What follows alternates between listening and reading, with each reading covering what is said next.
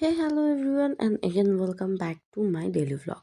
তো এই ভ্লগটা ছিল আমার হাজব্যান্ডের বার্থডে, 7 ডিসেম্বর ছিল তার বার্থডে।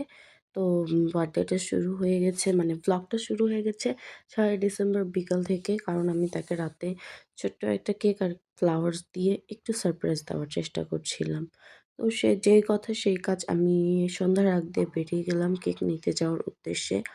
রিক্সা নিয়ে চলে গেছিলাম। যেতে, যেতে একটা সুন্দর বিয়েবাড়ি না কি জানি না, তবে মনে হলো বিয়েবাড়ি। আর সন্ধ্যার সময় শীতকালে এই যে পিঠার দোকানগুলোকে আমি খুব পছন্দ করি।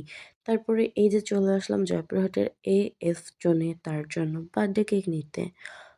তো আ যেহেতু আমরা ২ জন মানুষ, আমি ছোট্ট একটা কেক নিতে চাচ্ছিলাম। কারণ মিষ্টি খেতে একদমই ভালো লাগছে না বেশ কিছুদিন ধরে। তো আমি আমার কাঙ্ক্ষিত কেকটা পছন্দ করে সিলেক্ট করে তাকে প্যাক করতে বলে দিলাম। এই যে এটা হচ্ছে আমার হাসব্যান্ডের বার্থডে কেক। আর বলেছি এটার উপরে জাস্ট হ্যাপি বার্থডে লিখতে। কারণ আগের দিন আমি এখানে বাবুর জন্য কিছু ড্রেস দেখে গেছিলাম, সেটা নেওয়ার জন্য চলে গেছি বেবি শপে। এটা হচ্ছে একদম এফ জোনের অপোজিটে।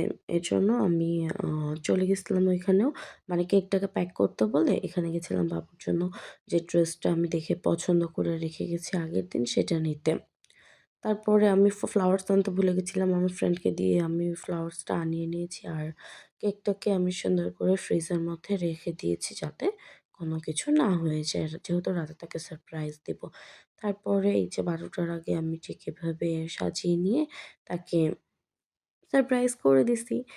সে বুঝতে পারে নাই যে আজকে ৭ তারিখ, মানে ৭ তারিখ রাত পড়ে গেছে তার। আমার বার্থডে কেন, নিজের বার্থডে, কোনো বার্থডে কিংবা কোনো কিছুই মনে থাকে না। সবকিছুই আমাকে মনে করিয়ে দিতে হয়।